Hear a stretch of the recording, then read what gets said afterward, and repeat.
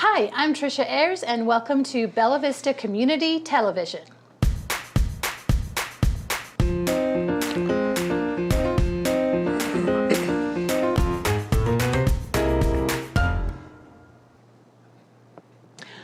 Hello everybody, and welcome to Bella Vista Community Television. This is Senior Happenings, and I am Tricia Ayers, your host, and I am, as always, very excited about this program today. We're going to get to talk about senior scams and identity theft. It's a huge topic in the senior communities, and let's not just say it's for seniors, it's for all of us. It really is. So we're very happy to have Detective Tony King with us from the Bella Vista Police Department. Hi, Tony. Hey. Thanks for coming. Yeah, thank you for having me. And I do mean it. It's really a hot topic, especially for our seniors and technology and everything like that. Would you tell us a little bit about yourself and how you got into the police department and how long you've been a detective? Yeah, well, actually, when I started, it looked fun for me. That's really what got me into police work. I was a bicycle mechanic for many years before all that, and it looked fun, so I got into the gig and loved it ever since. I've spent most of my time on night shift, on patrol, kind of worked my way up, and then now I'm in CID, which is our Criminal Investigations Division. So in January, it'll be 8 years for me, and I've been up in CID for about 3 years now. And so in CID, you deal with fraud, yes? Yes. And so what kinds of fraud do you deal with? All kinds. Okay. So we've got your normal scams and frauds, and there is a difference between those and how the banks define it nowadays. But really, any financial crimes, I'm usually a part of it. Okay. And you were at SALT a few weeks ago and gave an amazing presentation, and we thank you for that, and had lots of great questions. And I went and listened to your presentation there, and also found you on YouTube. You're famous on YouTube, did you know I that? had no idea. Yeah, you're on YouTube. Good to know.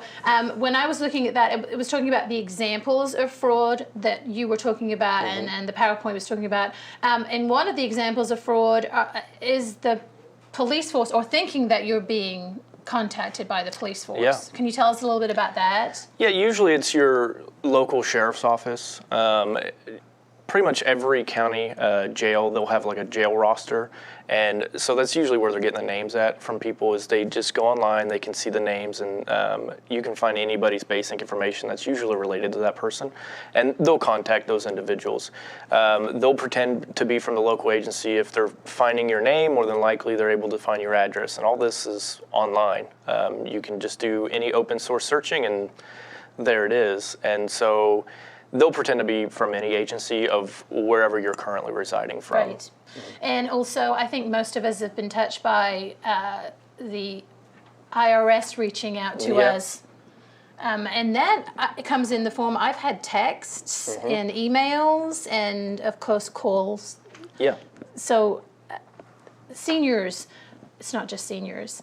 A big thing that we always don't answer your phone, but our seniors are very friendly, and so when somebody's calling, first of all, the IRS is not going to call you, correct? They're going to send you documentation. No, it's going to be certified mail. Okay, so just don't do it. Yeah, we live in a different generation nowadays, so I would say people are a lot more suspicious of phone calls than some of the older generations were, and so you have a lot of people that are answering phone calls or phone numbers that they don't know. Right. And so that's kind of the first thing you can do to combat any of that stuff, but unfortunately it's not really the case. People are going to answer the phones. Right. And also, you can see a number that you recognize, and that's not the person who's calling. Correct. That's frightening for anybody. Yeah, so they can spoof phone numbers. I don't think Google does anymore. They might still do that, but they used to have like a Google phone number where they could spoof the phone number from looking at any sort of area code, essentially. I don't see that too much anymore, but they can still spoof phone numbers to make it look like it's from your area code or from a local number. Okay. And Bitcoin, I don't even understand Bitcoin, so what would be some of the scams there? Yeah, so honestly, if anybody is asking you to pay for anything in Bitcoin, it's a scam. Okay. I don't trust it personally, and I always recommend people just to not work with it, especially whenever it involves payments or something like that. So I would avoid Bitcoin entirely, because I don't know how it fully works either. I'm not an expert on it, but I do know that it is heavily involved with scams and fraud. Okay, the next thing that I saw was, and I see it all the time too, Amazon and Facebook. Facebook especially is the quizzes. You talked about the quizzes. Yep. Can you tell us a little bit about that? Yeah, so I mean, I think, like I said, at Assault Academy, if you want to figure out what Harry Potter house you belong to, they'll ask you basic questions. You know, your mother's maiden name, the name of your first pet, the street you lived on whenever you grew up, a childhood nickname, those types of things, and they'll make up some pseudo answer. You know, say you're in Gryffindor or Hufflepuff or whatever area you're going to be in, but really all that is your banking security questions. See, that's why I don't do those quizzes anymore. So that's just information. And when we're on Facebook, do you know there are securities that you can click on, right? When you can make your account more secure for folks? Yeah, you can change it from public to private. Okay. And so only your friends, your approved friends, will be able to view your profile. I don't know if that means that outside people can't message you. Right. I don't know fully with Facebook. Right. They're ever changing, kind of like we are with the times, but they change their policies and their security measures quite often to try to keep up with that kind of stuff. So, but you can set it to private to where only your friends can view your stuff. Okay. And Amazon, how are people getting scammed with Amazon? So usually when you see the Amazon type scams, you're also seeing like Apple or Microsoft, those types of things, and those are your spam type scams, right? Those are your pop-ups. And so there'll be random pop-ups on your computer or random emails that are made to appear that they're from Amazon, but really they're just spoof emails. Okay. And they're just trying to get you to click on whatever link. So usually with that, you know, do I recognize this number? Maybe I shouldn't answer. Same thing with Amazon. Did I actually make an Amazon order? Right. Should I actually click on this link? Or do I even have an Amazon account? Those are the first questions that we should be asking first before we're going forward with anything. But sometimes we don't. I mean, I like to think that I'm pretty tech savvy and pretty email savvy, but you know, occasionally we get so many emails and you just think, oh, well, it's really hard not to click on stuff. It is. It is. It's and that's what they're designed to be, right? I mean, these spam pop-ups, they tell you to act now. It's urgent. If you don't, money's going to be taken from you. They're going to file a lawsuit against you. They're going to come and arrest you. All that is to make you not think. Get your emotions really, really high, and then you're not thinking rational at that point. They just want you to click on the link quickly to try to get you through that process. But I would always say never click on provided links. Even if it's from Amazon legitimately, I would contact Amazon directly at that point and then ask if I have any questions about it. I wouldn't click on any links that are directly provided to me. Right. One thing that surprised me was with texts. I would receive texts from the banking establishment that I bank with, and they were not legitimate. Correct. Didn't click on it, but you know, it came across, and you take that moment. It's that moment of going, why would they be sending me this? And maybe I should reach out directly to the bank. Correct. Yeah. I mean, same thing with the spoof phone numbers, right? They can make the phone number look like it's from the bank. And even if your bank does contact you about something, usually they might contact you about data breaches or other things like that. Well, whenever they contact you from your bank directly, like, hey, we've had a data breach, your information could be out there, we're just letting you know. Well, now those other people actually have that information too. They'll spoof the phone number, they'll make it seem like they're from the bank, and then they'll send you those spam texts just to try to get you to click on a link to take you somewhere else. Right. And as you said in the presentation, you know, once there's a data breach, they've got your information. There's no recourse there. It's out there. And basically everything is out there. It really is. Yeah. I mean, I can find your information probably pretty easily, not just in my profession, but if I just want to do my own snooping, I can find it. Yeah. And it's out there. And so with situations like that, when there are data breaches, because we live in a day of technology, it's going to happen. As security measures beefing up or people get smarter, so do the criminals that are doing these types of things. So I would say that if there's any data breaches that do come out from your bank or really any service that you use, I would always recommend going in and changing your account information. Update your password, change it to a different email address, switch your banking account information into, you can still use the same bank, but switch it into a new account. Anything to kind of alleviate that process, because if they have the data breach, they have your information, there's a good chance they have your social and your account number too. Right. In one of the presentation that I found on YouTube that I was watching that you did, it was very cheeky because you asked people, I guess, as they came in to write down information for you. And I think you asked them for their social. I did. And then halfway through the presentation, you're like, who wrote this, you know? Who of you wrote that down? Because we're very trusting. We're like, oh, you need our social? Of course. It must be for an official capacity. Yeah, I don't use it as a scare tactic or to make people not trust certain people, but it's more of it's an easy learning lesson that I can give people. I don't need their social security number, but when I ask for it, people are usually susceptible to give it to me. Right. If I'm on the street working patrol, there's times I need somebody's social to really identify them, but for a basic class, no, I don't need their social. So, right. But yeah, stuff like that where people will just ask you basic information. It's really easy to fill in those blanks and not think anything of it. Right. So it's kind of read the fine print kind of situation. And a lot of people don't do that, unfortunately. Sure. But we need to. Yeah, but it was very interesting because I would have been one of those people. I would have been like, this is an official presentation. Let's write that down. No, it was a good check for everybody there. Good. Now, you. I know that there are these scams out here, and I've come into contact with some people who have been scammed by this, but the whole reaching out and you need to send me gift cards, which makes no sense if you just take a moment. It really doesn't. But, you know, your grandson's been on spring break in a country and we've got him, and you need to send us gift cards in order to... And people do it. People do it. Yeah. And I would question, and I've had this a few times too, where, you know, if you are at Harps and somebody's there trying to buy hundreds and hundreds of dollars worth of gift cards, question it.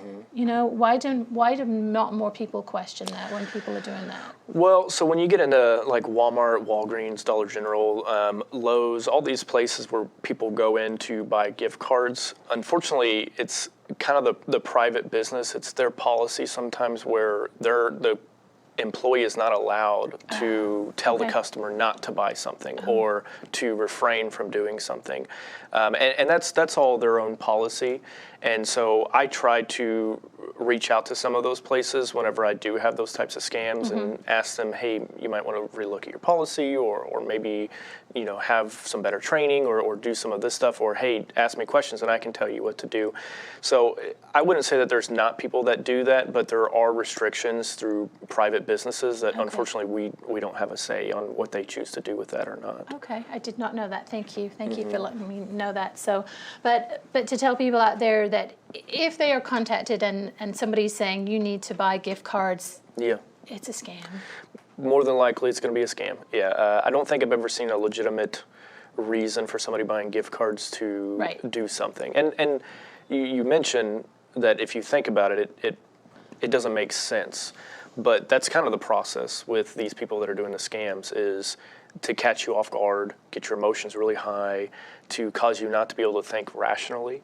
And what that does is makes things that don't make sense make sense, right? And so you just kind of follow along through the process. And I can tell you, every single scam victim or fraud victim that have spoken to me, but every single one of them after the fact go, this didn't make any sense to me.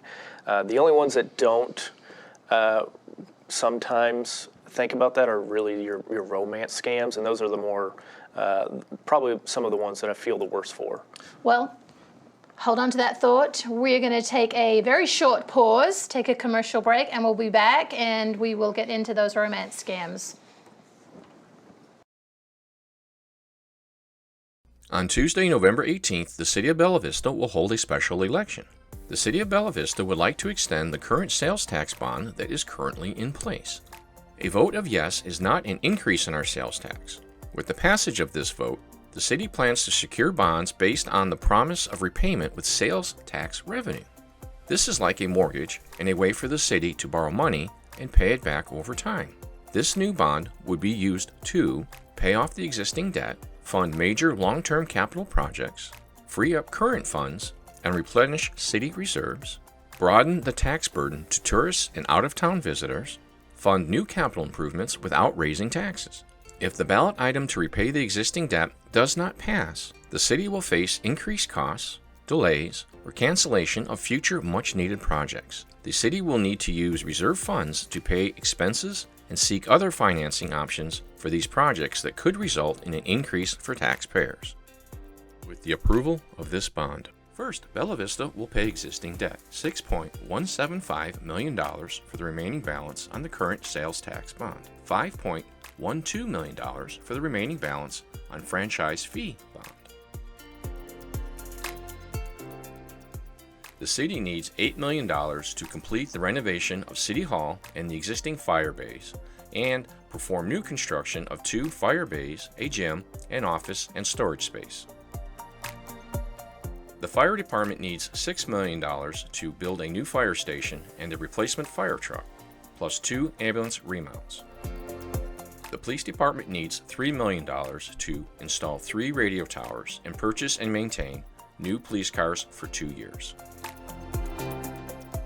The street department needs $6.1 million to cover the cost of 2 years of street resurfacing and to purchase replacement backhoe and excavator, plus a new grader and roller.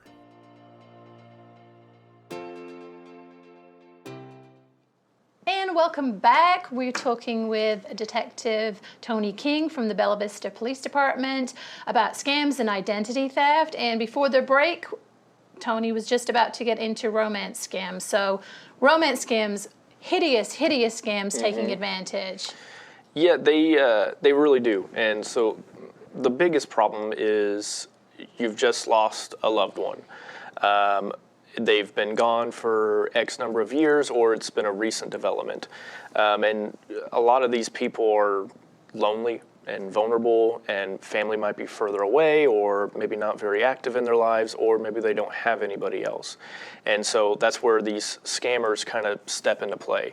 A lot of people, that's where Facebook comes into play too. A lot of people post things on Facebook, you know, rest in peace my husband or my wife, and or they change their status from married to single, and it's clear on your photos that you are an elder person.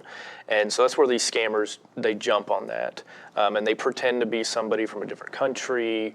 They really doll you up and try to, you know, make you feel good about yourself and make you feel like you did whenever you actually had somebody in your life. And so, and all they're doing is trying to get you to send them money. Right. And people do send a lot of money to these scams. They do. And so I know you have researched this. Where does that money end up going? It's kind of a little bit different to what I thought it was going to be. Yeah, so I mean the money kind of goes all over. Right. It really does. Whether that is, usually it's electronic, so your Bitcoin, your gift cards, those types of things. That the money is going electronic most of the time.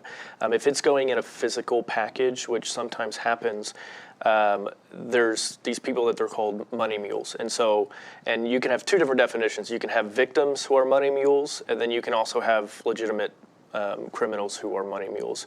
And packages will get sent to random addresses. The scammers will pay somebody in country to pick up that package and then send it somewhere else, so it's not really traced very well. And then the victim can be a money mule too, where they're being scammed, and then they will send the money electronically to somebody else's account provided by the scammer. And now that person is also being scammed, but in a different way. And now they're going to send the money electronically somewhere else, and it's going to jump around and continue. And all that does is dilute the money trail. But when we're actually able to track the money, usually through Bitcoin, a little bit, it's designed to be anonymous, unfortunately. Gift cards mostly, it gives us IP addresses. of where the gift card was activated at. So you activated at Dollar General by uploading $500 cash to it. Now it has $500. It'll give us the IP address to Dollar General or that general location. When the money is used on the gift card, it'll give us another IP address. It'll usually give us two. It'll give us the place of where the money was spent, so online at Walmart or Walmart Jane online or something like that. But then it'll actually give us an IP address of where the money originated to be spent from. And usually that money it's typically going to India. Okay. If it's not going to India, it's being redirected to China, but I've also seen it in Venezuela, Brazil, Nigeria. There's numerous countries where this money can go to. And we're not getting that money back, are we? No. No. You're not. That's not coming back. But it's very important that people do file police reports on this. Absolutely, yeah. The first step before they file anything with us is they should always go to their banks first. Change your account information, speak to your bank rep about what you can do for safety measures, or if you did a wire transfer, anything that isn't done through gift card or Bitcoin, because once that money's uploaded and sent away, it's practically gone. You have sometimes a day or two to work with gift card companies to try to put a hold on it, but by the time we get the report, it's too late. Right. And so if it's usually through wire transfer, you can put a hold on that, and your banks can stop the money. So I would always say go to your banks first, stop the bleeding, right. triage the wound, make sure that the money is stopped, and then come to us and then file the report. Right. And that's so important. I know it's embarrassing. Mm-hmm. We'd all be embarrassed. It is. But Yep. we're all susceptible to this. Absolutely. All of us. Yeah, it's everybody. So it's honestly not just elderly or people of certain age. Right. I mean, I have people in their 20s that are also getting scammed and making reports with us. And so it really does happen to everybody. It's just the scam might be a little different depending on the Right. person. Can I ask you, Mm-hmm. if somebody's getting scammed in their 20s, what is generally happening? I have seen a few pet scams. Like Okay. people want some sort of like nice exotic pet, Yeah. like a certain type of cat or a hedgehog, and these scammers will make fake websites, and then they will sell it, and they just want you to send them money, and you'll never Okay. actually get a pet. So I've seen quite a few of those. Job offers that are too good to be true for Right. younger people who are just out of college. They just got their degree, and now they're suddenly getting this job offer that is for a significant amount of money. For a job that doesn't actually exist. But you're young, you want to make a start, and sometimes that large dollar amount, Sure. it's too good to be true, but they don't think about it then, and that goes Right. back to the emotional side of thinking, Right. is you're not thinking rationally at that point. So those are usually the ones I Okay. see for the younger generation. That makes me feel better. Then it's not just the seniors. Okay. Lottery scams. Mm-hmm. Is that kind of like Ed McMahon telling me I've won Publishers Clearinghouse? Yeah. Okay. Oh, I don't know if they're a thing anymore, but No. they were. And they were legitimate back in the day, and Right. not so much anymore. And so you have a lot of seniors who know about it, and so it's a big scam. Right. Right? I mean, why not do what they already know? Lottery scams, first question is, why am I sending money if I won money? That should be the number one question. Right. If you won money, you shouldn't owe anything whatsoever. You don't owe anything to customs or taxes or anything, especially if it's coming from somewhere else. I mean, if you won a lottery, it's usually going to be here. Right. It's going to be local. So the scammers are telling people you won it, but to pay the taxes or Yeah. something, you need to put X amount of dollars. You want a brand new Corvette, but you have to pay the sales tax, and you have to pay the customs tax to ship it over. Or hey, you won $1 million, but you have to pay this number of dollars for taxes or, Right. or whatever else. So those are the things that you should stop at that point and completely ignore it. Think about it. Mm-hmm. Stop and think. Stop and think. Okay. Also wanted to talk about elder abuse. That was also part of both presentations, close to my heart. You've got physical abuse and emotional abuse. Could you go over? Yeah, well, there's actually more, right? Okay. I mean, there's physical, there's verbal, emotional, and then there's sexual abuse as well. And we've seen all of these, and they happen. I wouldn't say that they happen very often in Bella Vista. Good. If there is any sort of abuse going on, it's usually going to be neglect, or it's going to be some sort of financial abuse, where somebody wants to be a caregiver, but they're not really a caregiver, and they're grooming the elderly to get their money, essentially.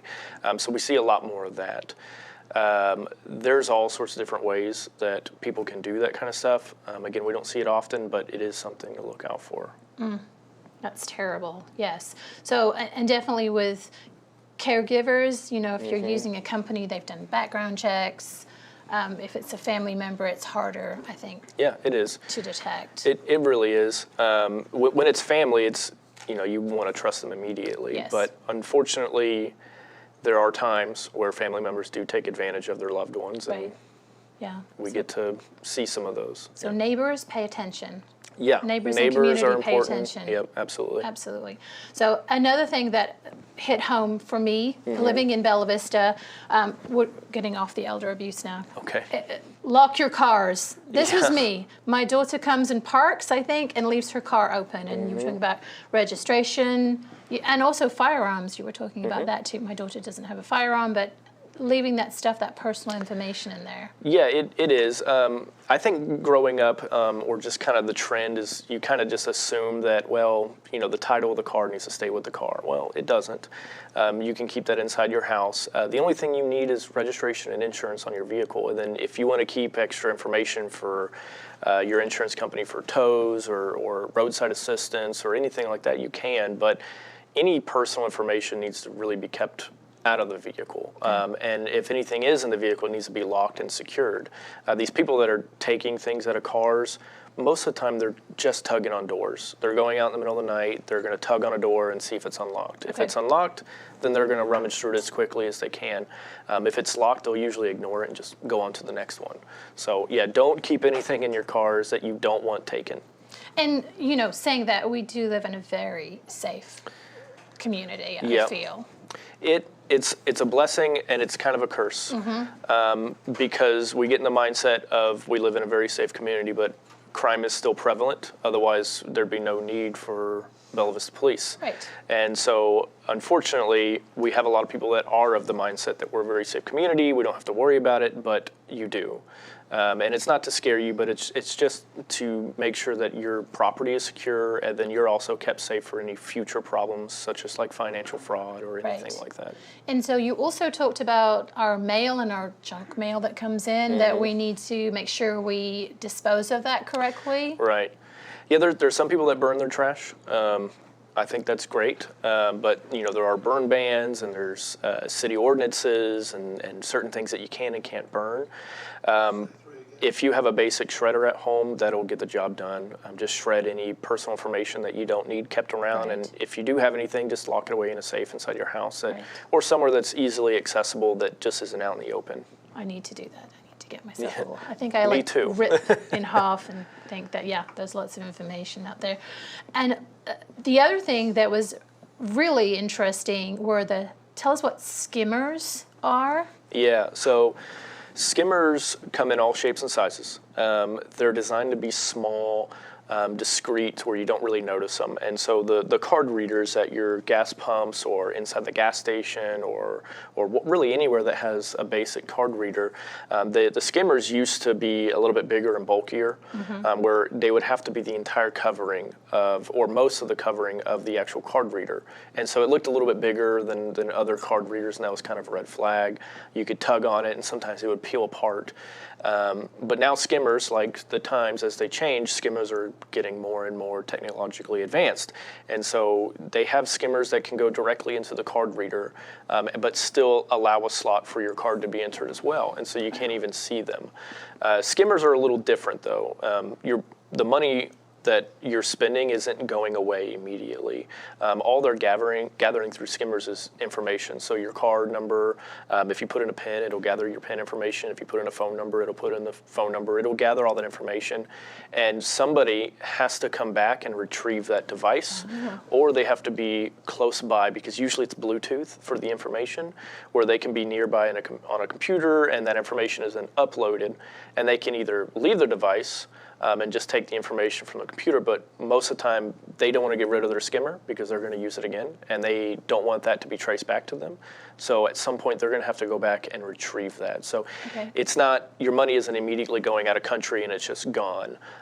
Those sometimes take a few days, and sometimes they take months. Sometimes people gather this information and then they go and do whatever they want with it for a short amount of time. Wow. Do we see that in Bella Vista at all? I haven't had any cases of any skimmers, but it's going to get closer. It is. Sure. I mean, as Bella Vista grows, we're going to get some of those things. Fayetteville has them. Rogers. I know Bentonville's had a few. Benton County Sheriff's Office has worked numerous because they have jurisdiction in the entire agency, or in Benton County. But it is going to happen here in Bella Vista. I don't know when, but eventually it'll get there. All right. Something to look forward to, folks. Anyway, I want to thank Detective King for coming in. That was amazing. Thank you so much for that information. Please take that to heart. Go take all that information and use it in your everyday life. We don't want you to get scammed. We don't want identity theft to happen to you. It probably will, because it's probably happened to all of us, but let's be cautious out there. And thanks for tuning in to Senior Happenings, and we'll see you next time.